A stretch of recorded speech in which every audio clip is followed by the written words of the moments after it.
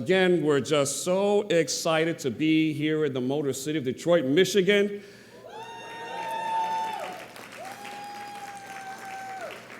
And we want to thank our luncheon sponsors, Ford Motor Company and Marriott International. Thank you, Marriott.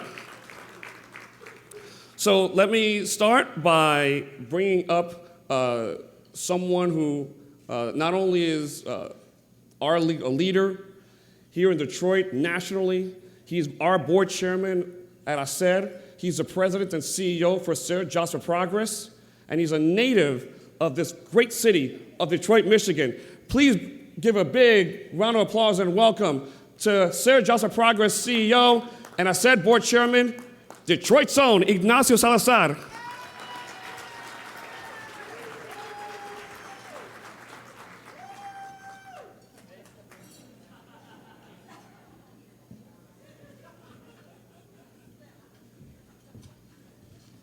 Thank you, Sid, and welcome, everyone. Wow, that was weak. Welcome, everyone. I know it's a little late in the game, so we're going to get this moving very quickly. And it is indeed my honor to introduce Jim Vella, President of the Ford Motor Company Fund and Community Services, who will be delivering sponsor remarks on behalf of Ford. Jim Vella leads all of the community service activities of the Ford Motor Company Fund, the philanthropic arm of Ford Motor Company, and is overseeing Ford's fund's expanding global outreach. Mr. Vella became the president of the Ford Fund on December the 1st, 2006. From 2000 to 2005, he served in a variety of executive leadership positions, including the Chief of Staff, Vice President of Corporate Public Affairs, and Executive Director for Corporate Community Relations. He joined Ford in 1988 as producer of the Ford Communications Network, and he held a number of public affairs positions following that. I've had the opportunity to know Mr. Vella, Mr. Jim Vella, a friend, so I won't use Mr. anymore. That's your dad. All right. Since he became the president of the Ford Fund and Community Services. And I have to tell you that you meet certain people in life that do what's expected and then some. These are the people that stand out. You know, they can be a good friend, they can be a good father, they can be a good brother, sister, a good business associate, but those that stand out are the ones that do an additional amount, and then some. Jim Vella is that kind of person. He doesn't do just his job because he's the president of the fund and he's here to give sponsor remarks. That's what he thinks about HACR and our commitment to him and his commitment to us. So he goes over and above. So it's indeed an honor and a privilege to introduce a friend to all of us, Mr. Jim Vella, the president of the Ford Fund and Community Services.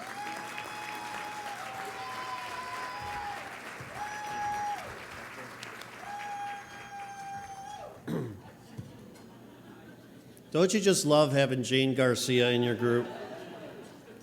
Like if you were going to start a gang when you were a kid, you'd want Jane because she'd scare the hell out of everybody before they even came on your block.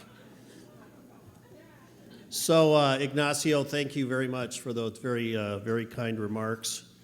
And thanks to all of you for coming to Detroit. First thing I want to do is welcome you to Detroit. It's a great town. There's a lot of good things happening in this town.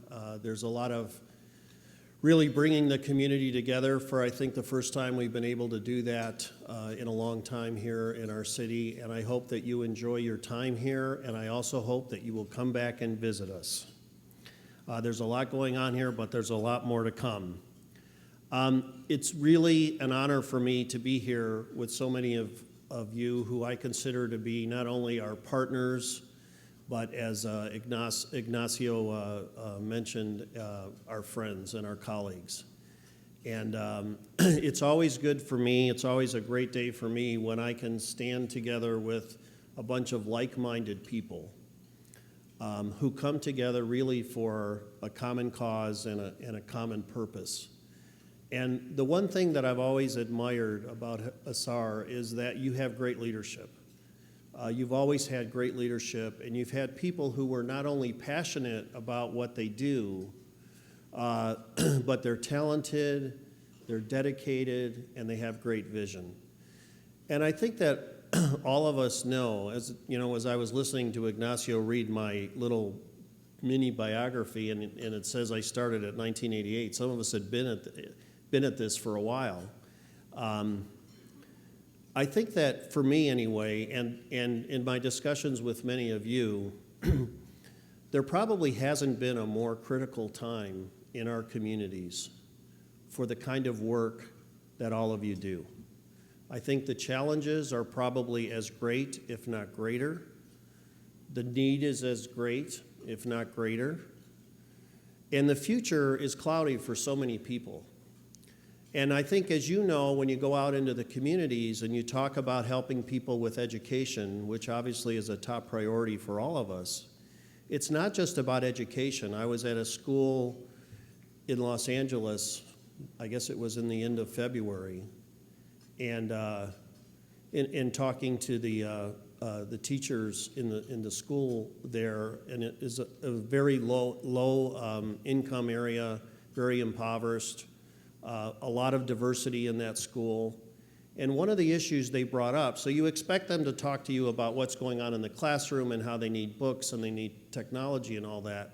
But one of the issues they raised was kids who come to school and say, when I go home today, I don't know if my parents are going to be there tonight, and I don't know if I'm going to be coming back tomorrow. And it really kind of struck me because, you know, that's not really something that I can turn to in the toolbox that Ford Motor Company Fund has and says, okay, I'll write a check and that'll make it go away. You know, we'll do another program and that'll make that go away. So when I think about that and I think of the work that all of you are doing, I really want you to know that from Ford Motor Company's perspective, we need you doing that work. It's really important. And if you ever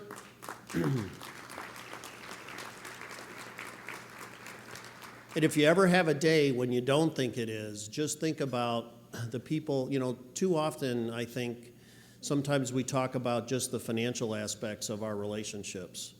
And while those are important, and I certainly have a great story, I think, to tell about the financial commitment that Ford Motor Company is making in this regard, it's not about the money.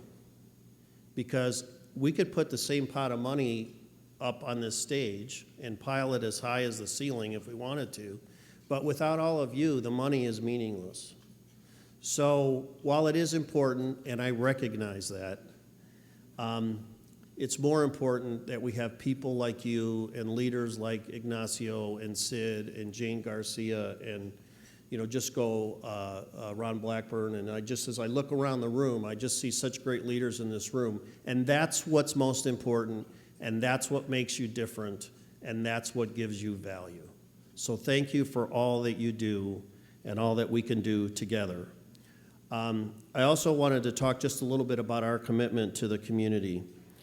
You know, at Ford, our mission today is not just to build great cars and trucks, but it's to make people's lives better. And whether we do that through the products that you buy and drive in, whether we do it through the employment that we provide to people, or whether we do it with partners like you in terms of building strong communities and working towards social mobility. That's really important, and that's where the Ford Motor Company Fund gets involved. I'm really pleased to say that last year in the communities around the world, we invested about $60 million. And we've been investing in communities since 1949. But it's not just about the investment, it's about the people and the impact. And I don't think we have a better partner when it comes to commitment and impact than we do with all of you in this room today. For more than 25 years, we've been a strong and consistent supporter of all of you and the member organizations. And over that period, we've contributed more than $20 million. No other company in our industry has that legacy. And when you talk about being good friends, when things went pretty bad back in 2007, 2008, we stood together and faced the problems. the best we could with the resources we had. And in 2017, Ford will contribute more than $1 million to HACR and its member organizations. And we will continue to work to support you in your efforts, as all good partners do. But in order to do that, we have to be even more collaborative than we are today. There is no one solution, there's no one size fits all, and the issues that we face today are going to be different than the ones we do tomorrow, and a year from now, and 5 years from now. And that's why it's very important to focus on our young people. Representing Marriott International is someone who has been a longtime friend of HACR. He is, I call him an adopted family of Latino community because his Spanish has improved over the years, and he might even see a little bit today. But there's no question that Apurva Gandhi, who is the Vice President for Multicultural Affairs for Marriott, is someone who clearly lives by diversity and inclusion. He understands diversity and inclusion. He's deeply committed to Marriott International's diversity and inclusion initiatives. A longtime friend of HACR. Please give a big applause to the Vice President for Multicultural Affairs, our friend Apurva Gandhi.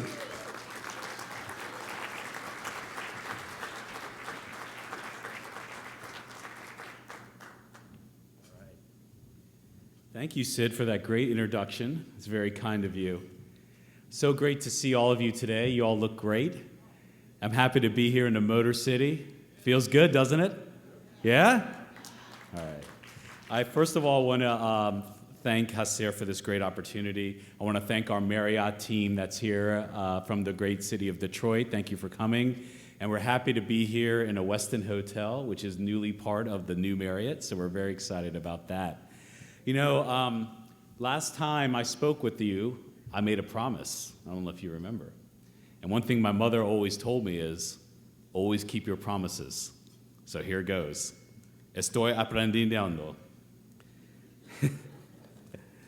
Sid, mi amigo querido, Marriott International, yo queremos agradece a usted, a HACR, por este honor tremendo. Estamos tan orgullosos de nuestro espíritu para servir y nuestra meta para dar la bienvenida a todos.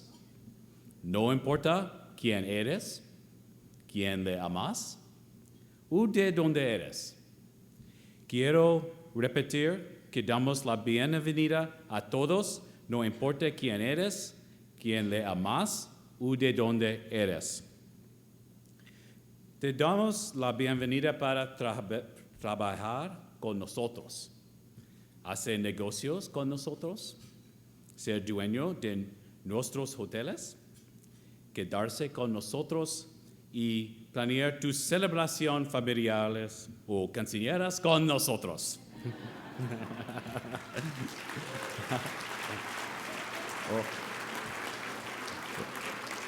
I have more, just wait.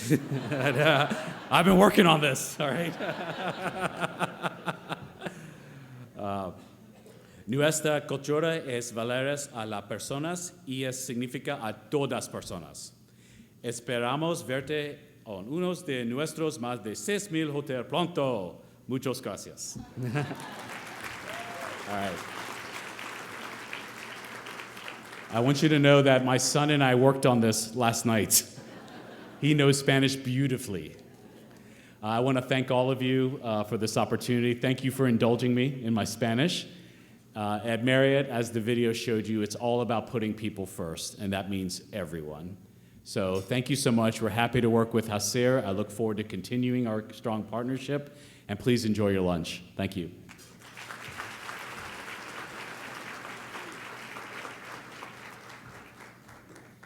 Another applause for Apurva Gandhi.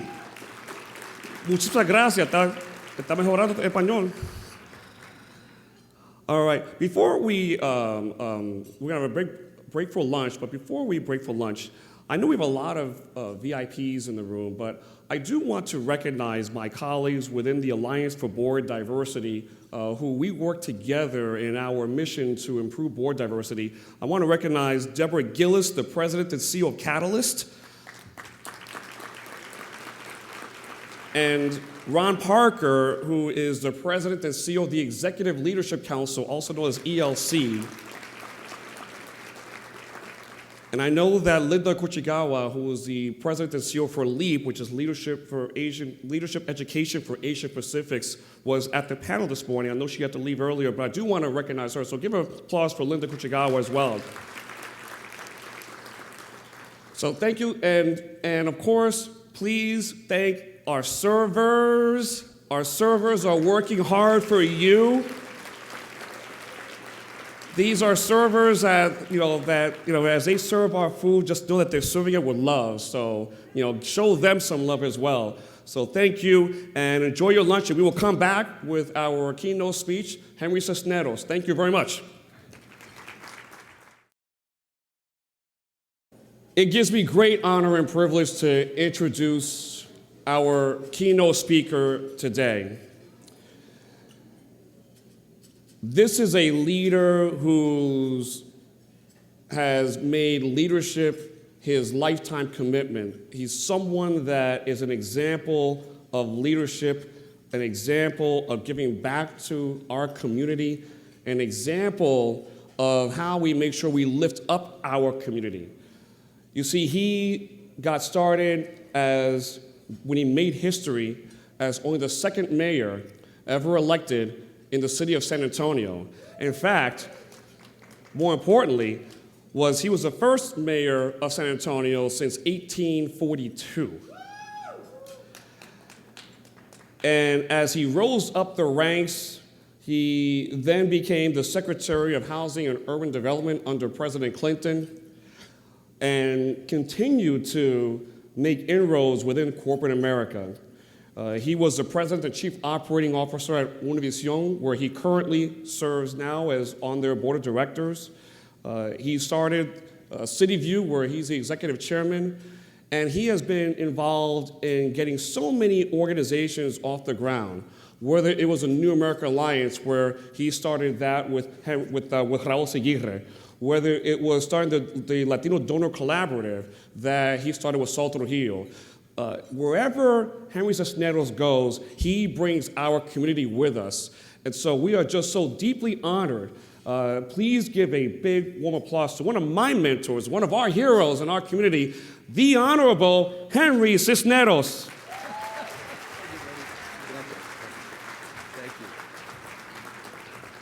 Gracias. Thank you very much, Sid. Thank you for your kind words. Thank you for pronouncing my name, Cisneros, the way you did. I'm impressed. And thank you for the good work that you have done. I've known Sid for a long time, and I've watched his progress in many organizations and many settings, and he's doing a wonderful job here, as he has at every stop. Felicidades. Thank you for your good work. To Ignacio Salazar, as chairman of the board, with the long-standing commitment to SER, to all of the members of the Alliance for Board Diversity who have come together to keep HACR strong. I want to particularly thank the sponsors of today, Jim Vela representing the Ford Fund. Felicidades, congratulations, good work. I'm especially proud of Ford's presence in my hometown of San Antonio, where there is a Ford Academy in the old Alameda Theater.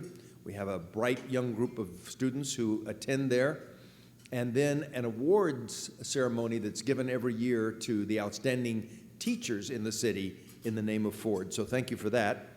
And I want to thank Apurva Gandhi. I know that we're making progress as Latinos when Apurva Gandhi delivers an entire speech in Spanish. Very well done. I am at many events where a speaker says, "Buenos dias," and that's the extent of it. But today he gave an entire speech and did it well. Felicidades. Keep working with your son.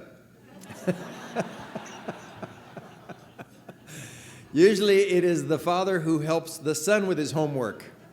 But in this case, your son is going to help you advance. Congratulations for that. And let me just say what a treat it is to be in Detroit, the comeback city. I spent a lot of time here, As Secretary of HUD, we spent a lot of time on public housing and other initiatives. Mayor Archer, Dennis Archer, was the mayor in those days.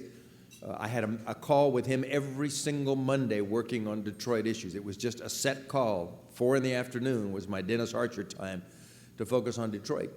Detroit is one of 2 American cities that people said we may actually lose a city. New Orleans was one after Katrina, and Detroit after the Great Recession, when the spate of business failures and bankruptcies.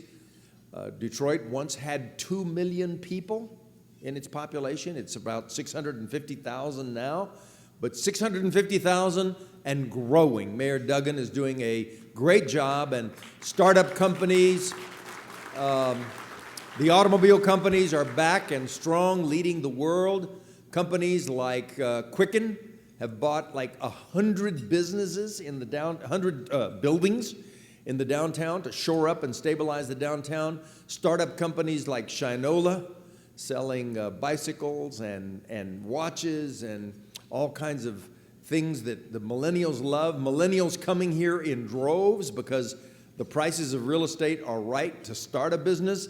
Detroit, congratulations. America is glad you're back.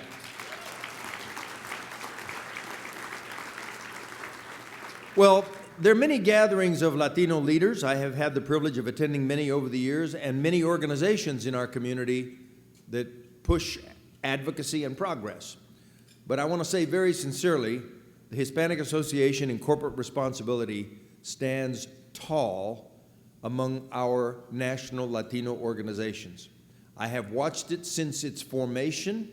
During the time that I was mayor of San Antonio, it was created, and it has emerged as the principal voice for Latinos and our interface with the American economic structure, the American system of enterprise, which is one of the most important dimensions of making America what it is.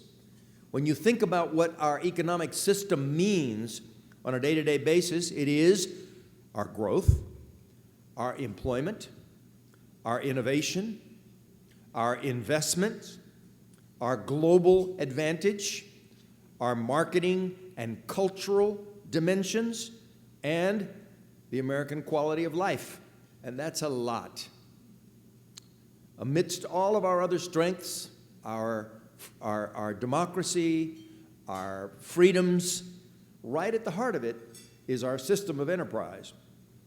It is from that comes our entrepreneurship and our small businesses. And by the way, Latinos are leading the country in small business formations. The fastest growing sector of small businesses in America is Latina-owned businesses, our women-owned businesses. The American system of enterprise fuels our finance, access to finance, financial literacy. These are not luxuries anymore or sidelights. These are right at the heart of how the American system works. If you don't have access to an ATM, if you don't have access to cash, if you don't have access to a credit card, if you don't have access to banking, you can't function in American life. These are not luxuries. These are like public utilities that we need to have to fuel our system. And thankfully, Latinos are participating in a major way. I'm very proud of the work that the National Council of La Raza has done, for example, in working with J.P. Morgan, just to pick one relationship that's been very important in making financial literacy, advancing financial literacy. I'm proud of my namesake, a man named Jose Cisneros, no relative, in San Francisco. He is the city treasurer of San Francisco, who has advanced something called Bank on San Francisco. And what it is neighborhood access to capital using private enterprise, banking system, but also things like earned income tax credits, et cetera. So finance is an important part of this.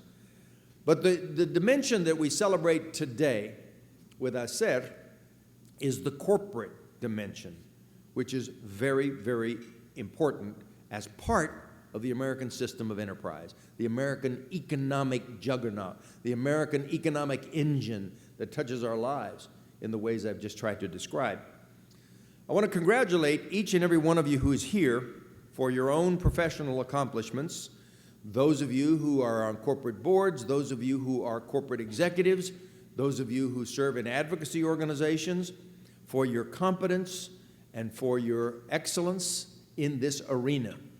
If I were to try to assemble a group of Latinos who are going to have influence on the Latino future and the American future, it would include this group without a doubt. It is part and parcel and important to where we want to go as a Latino community. And of course, I want to congratulate HACR in particular for years of focused work that is paying important dividends. I remember when NCLR and LULAC and GI Forum came together to create HACR and knew some of the people at the point of creation and the people who sort of pushed it on after that. They were very sure of what they wanted to accomplish. And here, all these years later, HACR stands strong. Congratulations, Sid, for your leadership and everyone else who's made that possible. And Sid is very committed to the 4 pillars of HACR, focusing on employment, focusing on procurement and supplier development strategies, focusing on philanthropy and how corporations relate to our community with their philanthropic dollars, the way Ford is doing, and governance, the whole question of board members and succession to the C-suite. Now, let me make clear, there are many, many other dimensions of how the Latino future will progress. Part of it is demographics. We're the fastest growing minority group within the United States, now 55+ million people, going to 100 million people by about 2040. In 2040, when we're 100 million people, and the national population is 400 million, we will be 1/4 of the population of the United States. When we grow from 55 to 100 in that time frame, not only are we the fastest growing, but we are going to be about half of all the growth that occurs in the United States. We're absolutely essential. And that has important political dimensions because of the way the Latino population is concentrated in some of the largest and therefore the most important states in terms of electoral votes.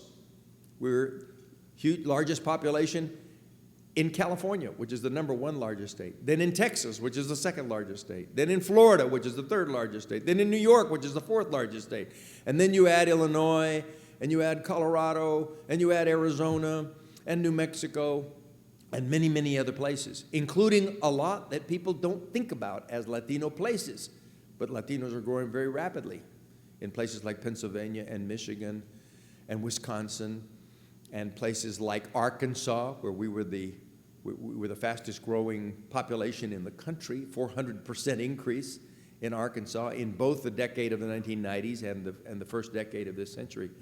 And I want to take just one moment of personal privilege and single out a person who is here who's had a lot to do with the maturation of our political strength. Juan Andrade from the U.S. Hispanic Leadership Institute, who has spent his life literally given every bit of energy he's got to build Latino political capability, particularly in the northern states. Juan, would you stand and let us recognize you? Juan Andrade, please.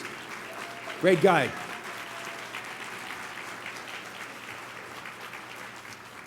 And then there is the cultural progress that we're making. Latino food, Latino fashion, Latino architecture, Latino participation in sports, in movies, in literature, in music, changing America. In fact, I would have argued over the years that the way in which we will fully be appreciated by the American people is those kinds of cultural beachheads that we establish. Even more than our population numbers or our political numbers is the fact that people love our way of life and our families and our cultural contributions. And then, of course, there's the progress we're making educationally as well. Last year, for the first time in the history of the United States, when schools started, the majority of children entering the elementary schools of America were children of color. Latinos, African Americans, and others.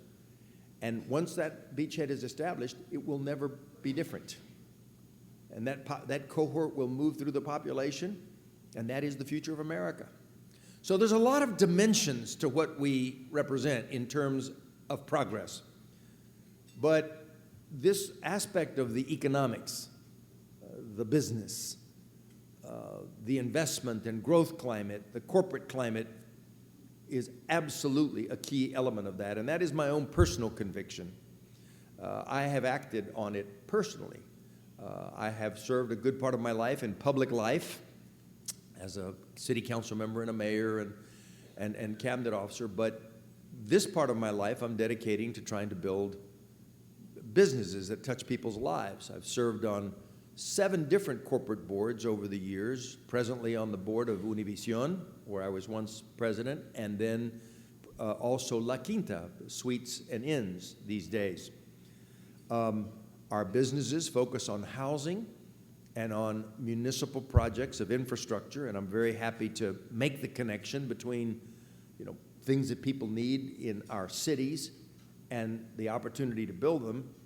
But frankly, the most important demonstration of that conviction is that that's what I've chosen to do, and I'll tell you why.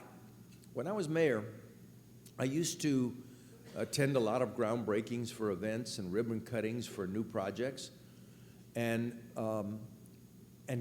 get credit for the role that we played because the city had done something like provide the zoning or provide for some incentives. But I always knew in my heart, just as a personal matter, that the credit I was getting for being an initiator of that project, a new building, a new business in a warehouse district, a retail development, something on the Riverwalk, was not really the product of what I had done. But there were some very smart people, some creative people, some people who invested capital, who made those things go. I recognize, as the mayor sitting on top of the pyramid, that a lot of other people make the American system work. And I recognize that today. It's so easy to sort of gloss over it, but it takes a lot of skill and it takes a lot of talent, and it comes out of the American system of commitment to the economic life of our country. And let me just tell you something. Latinos are growing. I've made that point clear. Latinos are becoming more important. In fact, I would even say Latinos are, and I can be criticized for what I'm about to say, but Latinos are the best hope of America. And I believe that in my heart, and I'll tell you why. Because as other nations in the world are declining in population because they've stopped growing, America is going to continue to grow, and the fastest driver of that growth is the American Latino population. So a good deal of what happens in the future of this country, whether we have a strong middle class, whether we have an educated workforce, is going to happen because the Latino population moves in that direction. So I fundamentally believe in this interface between these important things about our country, like our economic system, and Latino participation in it. It's fundamentally important. So let me drive home 3 messages to you today. I have 3 themes that I want to spell out. The first one is this. What HACR does is important because it involves excellence in preparation for taking the reins and responsibility in American economics, in the American business sector. And that's very important. Excellence at the board level, people like Jose Villarreal, my dear friend, who was the lead independent director at Walmart, made a big difference there in terms of the growth of that company. He's now on the board of Union Pacific, for example. Just an example of one person. I could have mentioned people who are on the board of today's sponsors. Kim Casiano, who's on the board of Ford, for example. Big company, important person. And Jorge Munoz. Some of you know George Munoz. A great guy, was once the chairman of the school board in Chicago, went to Washington and served as an assistant secretary of Treasury, and today he's on the board of Marriott, as well as another company called Altria. These are the quality of people that we want on corporate boards. And then people in the C-suite. We have lots of talent that's moving to CEOs of the leading corporations in America. People like Geisha Williams, who is a Cubana, who just became the first woman CEO of Procter & Gamble. Very impressive accomplishment. Woman CEO, Latina, head of the leading consumer products company in America. When I was at Univision, our largest advertiser was PG&E. Procter & Gamble, P&G. Our largest advertiser. And I'm very proud, let me just say, I'm very proud of the fact that the CEO of United Airlines, Oscar Munoz, is a Latino. He's under fire right now for some things that happened in the company, but he deserves our support as a Latino CEO who's gonna bring that company through its troubles. And then it's very important that we have corporate executives as well, corporate executives across the company. One who comes to mind is Rudy Becerra at Coca-Cola, who I've known for 20 years, working to build up, the efforts at Coca-Cola. But that many of you in this room are counterparts, or will exceed to those kinds of levels of responsibility in American companies. So my point is, the highest levels of what happens to make America move and drive and go forward. Things related to economic responsibilities, the economic cycle, market expansions, managerial and technical skills, things that make our company better are because of what our Latinos do and will do going forward. And we have to prepare, and we have to support, and we have to insist on excellence, because that's the way the American system works. Just a little secret. Just because we're numerous and just because we're here, they're not going to change the fundamental rules of the game. It is competitive, it is hard, it requires the best skills. Another little secret, we have them. We have the skills, we have the talent, we will succeed, and we will make a major contribution. Second little theme that I want to leave with you is that we have to broaden our representation of Latinos at all levels. Broaden means find more people who can serve as board members at companies of all levels. It means find more people, the brightest students that we provide scholarships so they can go to get their degrees in economics and business and their MBAs and law degrees and move on forward in corporations. Broaden in every way we can. One of the most interesting things that I've witnessed in recent years is the number of big corporations who encourage Latino support and development organizations inside the organization. I've spoken, for example, at Medtronic in Minneapolis, where they gather all of the Latinos from the Medtronic system, or at Union Pacific, spoken to them. They're doing very well, a lot of Latinos in high positions at Union Pacific. And companies like AT&T, again, they go out of their way throughout their whole system to create empowerment and encouragement of Latinos in the system. We need more of that. More companies need to do it, and we need to find ways. I was talking with Sid over lunch about identifying Latinos who are viable to serve as board members. Every year I have 5, 6 people come to my office and say, I would like to be a corporate board member. How do I do this? I don't really have an answer for them. There's not an automatic system that generates board members. But the combination of what Sid is doing to prepare people and then also to open the doors at corporations, not just the Fortune 500, that's only 500. The Wilshire Index has 7,000 firms on it. So there's a huge system out there, a network of places where Latinos ought to be placed. Finally, the third theme I would leave with you is that the importance of all of this is that by having Latinos at executive levels, in the C-suite, on the board, we help shape the way companies relate to the Latino future. And though the trajectory is positive, I've tried to describe a trajectory of growth and progress. Just last week I was in a conference where I heard some numbers that made me very sad. 32% of Latino children live in the poorest census tracts in America. 40% of African American children live in the poorest census tracts in America. Now, why is this? Well, part of it is logical. Latino families tend to be larger. That means they have difficulty moving up in one generation. So they have a lot of children, and they live in some of the poorest areas. Unfortunately, what this is suggesting is a resegregation of American life. We would like to think that we're making progress, breaking barriers, integrating economically. There's still a lot of segregation. And the worst thing about that is that it means that those children who live in those segregated settings are not getting access to the best education. Therefore, they're going to be blocked over a lifetime. They're not getting access to the best health care. They're not getting access to what they need in terms of economic opportunities and job preparation. So it's not just a problem of the moment, it's a problem of the future. It's a reality. You add to that the mood of retrenchment in the country today.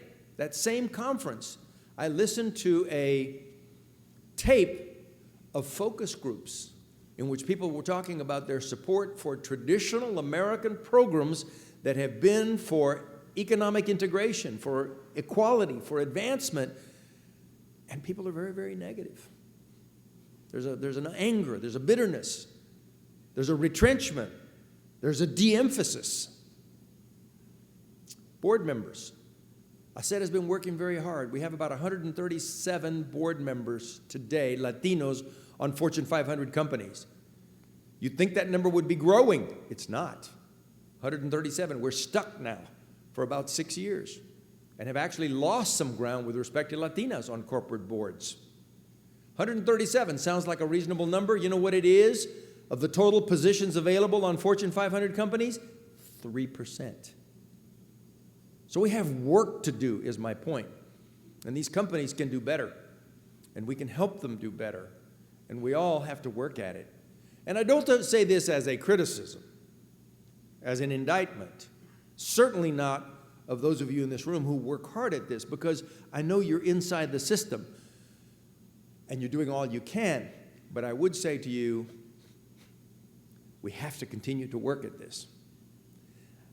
When I was a mayor, I used to work very hard to get something accomplished, and there was a temptation, a tendency to say, well, now that's done, it's fixed, we've reached that plateau, there's no slipping back, we can go on to the next subject. Only I found out the world doesn't work that way. You have to keep working. There's no such thing as a plateau you've achieved. You have to keep pressing, keep pushing. No generation gets a pass. We thank the generations who came before, we stand on their shoulders, but no generation gets a pass. We have to keep working. That's the story of America, that's the story for Latinos, and that's just the way it's going to be.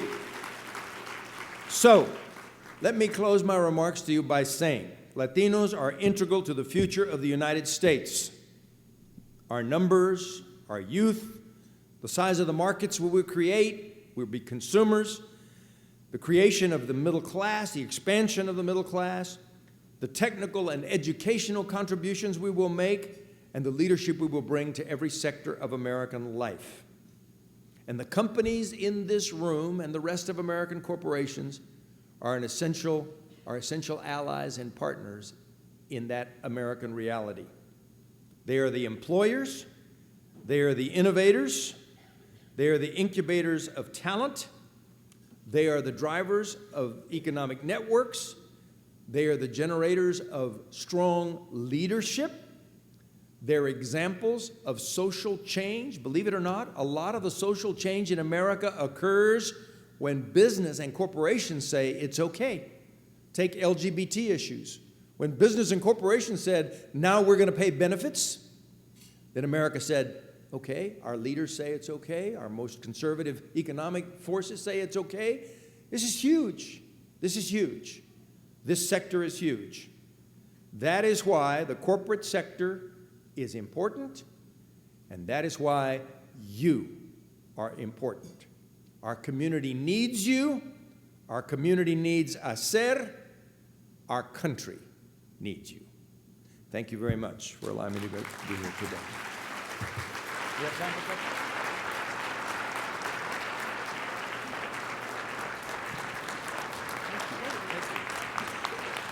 Gracias. Thank you.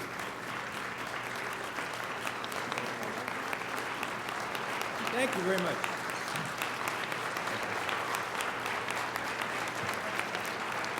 Gracias. Thank you. Please sit down. I'm told we have just enough time for a few questions, and I'm happy to answer a question or two. And we'll watch the clock to make sure we finish the session on time. I apologize if I went over on my time. Questions? Yes, sir. Ron Parker. Microphone if we have one. If not? Yeah. She's got a mic right here.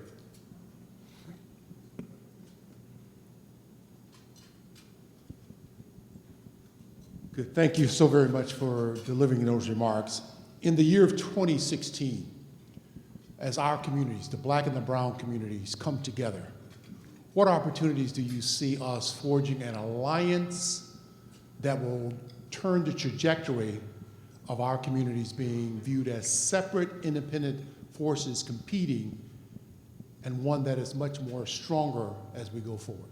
Well, thank you for the question. I think it is a very important alliance. Obviously, first of all, the African American community has done very well on many fronts, and much of what we've tried to do in the Latino community builds on what the African American community has done. My own city of San Antonio, San Antonio was kind of an incubator of Latino organizations.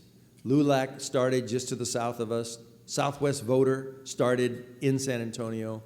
MALDEF started in San Antonio. HACR, the Hispanic Association of Colleges and Universities, started in San Antonio. And they were all clones of African American organizations, like what John Lewis did with Voter Education Project, VEP. That became Southwest Voter in our community. So there's a history there, and even though we've kind of grown separately, and the African American community is far ahead of us with respect to, I don't know what the numbers are of African Americans on corporate boards, but it's a whole lot more than 137. And similarly in the C-suite, et cetera, and corporate executives, the country hasn't learned as much about Latinos as it must. So there's that reality. But there's also the fact that we need to work together because we're facing some of the same issues. And we can make 2 + 2 = 5 if we work at this together. So I think that the occasional temptation to go our separate ways needs to be overcome, and we need to work together, because in times like this we find, we can, what's that old saying? We can hang together or we can hang separately. And there's a lot of that in the present environment. Let me just give you my personal story. I've always worked closely with the African American community. When I was mayor of San Antonio, the highest percentage of votes that I got were in the African American community. I never got less than 90% in my elections of the African American vote. When I went to HUD, I worked very closely with the African American community, because when you work in a city like Detroit, right, then you're going to work with the African American community. So I've just had a personal affection, personal respect, personal ties. About 3 years ago, I was approached by the largest woman-owned and African American-owned public finance firm, a woman named Muriel Siebert, who was a Wall Street icon. And when she passed away, they were looking for someone to take her portion of that firm, and they approached me because of my background in municipal and finance and so forth. I decided to do it. So they ended up changing the name of the firm. It's now Siebert, Cisneros, Shank. The CEO of the firm is an African American woman. Her name is Suzanne Shank. It is majority African American. And it is, for me, one of the best times of my life to work with partners who I respect, even love, in a field which is municipal finance, where the whole country is changing. The face of America is obvious on city councils and school boards and public authorities, and we're working together because This is the best way to do it, working together. So my personal life is an example of my belief that working together with the African American, the Asian community, Asian Pacific, Southeast Asian, Indian and Pakistani, etc. This is the face of America, and we better learn to work well together. One more Thank question. you. Alberto Ortega con Sodexo. I approached you, Your Honorable Henry Cisneros, earlier, and I said I used to watch you on TV as a kid. Yeah, the only thing you said is you watched me when you were a little boy. It's true. And Makes me feel very, very old. People come up to me and say, "Oh, you spoke when you were mayor at my kindergarten." well, I'll finish with this, my point. You inspired me because I looked to you as the only Hispanic at the time that was with political influence in a position where you can change things for the community, for the better. Thank you. Today we have Julian Castro, Joaquin Castro, and the first U.S. Latina Senator, Caroline Cortez Masto. Right. What words of inspiration would you give to people in this room, to people, to the kids, the millennials, Gen X as well, that are considering potentially, maybe are inclined politically to get involved, but fear it because of the sacrifice that comes with? Yeah. The things that you have to go through. What words of inspiration can you share? Well, first of all, I would encourage anyone who has the slightest instinct to want to be in public service to proceed, to go forward, to act on that instinct. It's very noble work. I mean, there's some people who think of politics as, hacks and self-serving, and I have many friends who automatically believe that these are the worst people, who are in public service. But I found it to be very noble work. I'm not going to say it's like a doctor who actually can heal somebody instantly, or a teacher, who inspires. That's very noble work also. Or even a clergy person, minister, who can set somebody on the right path. But believe me, there are many aspects of the work that are close. There's very few ways you can impact people's lives as positive as you can in public service, with budgets, with new programs, opening doors, insisting on equity and fairness. We need those voices, and we need our best and the brightest in those places. So thankfully, there are people all over the country, young talent in California, young talent like the senator in Nevada, Cortez Masto. I'm very proud of Julian and Joaquin in San Antonio, but many, many others. Javier Becerra just became Attorney General of California. That puts him on a path to go forward. Florida, our Cuban brothers and sisters in Florida. So this is an important part of the evolution. Today we focused on the economic, but I did say the demographics, the political, the cultural, all have a place. There's plenty of place for leadership in our community. We need some of our best making that personal sacrifice, that personal commitment to say, I'm going to forego income, I'm going to forego money in order to be a school board member, to be a county supervisor, to be a state representative, to eventually go to Congress, to become a U.S. senator, a governor, and yes, not too many years from now, a president of the United States. So this has to happen. Now, I would say this to those who choose that path, and to the rest of us. We have to hold them accountable, and we have to make sure that people don't go to these offices just to climb the ladder of glory and self-aggrandizement, but that they look back and make sure that they're there to open doors for the masses who come behind. That is very important. It's a two-way street. We need people who are motivated for the right reasons, and then we need to hold them accountable and say, we need your attention. You're there, but you can't forget the people who are marginalized and left behind. And that includes people that are recent immigrants, for example. Right now, one of the sharpest issues is immigration. And many people say, well, that doesn't relate to me. I've lived here, my family's been here for 3 generations. But I don't know whether you've noticed, A lot of other Latinos get wrapped up in the knock on Latinos, in the attacks on Latinos that are so broad-based that they encompass everybody. We're all in this together. We are all in this together. And I used to say when I was mayor of San Antonio, we're all in a small boat in a big ocean. And I may not like you very much, but if your end of the boat springs a leak, I have an interest in helping you fix your part of the boat, because otherwise we're all going to be in the water together sooner than later. So this is a time when we all hang together across our ethnic groups, Mexicanos, Cubanos, Puerto Ricanos, Dominicanos, Central Americans, South Americans, Caribbean, Latinos. We're all in this together. Thank you very much for the opportunity to be with you.